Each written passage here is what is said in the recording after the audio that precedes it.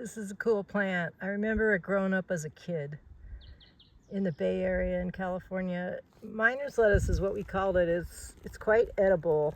It's Claytonia is the genus Claytonia rubra for those red stems. And Montiaceae family is what it's the family that it's in.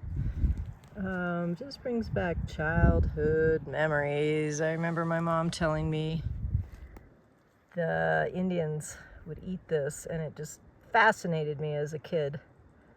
Look at those pretty little flowers.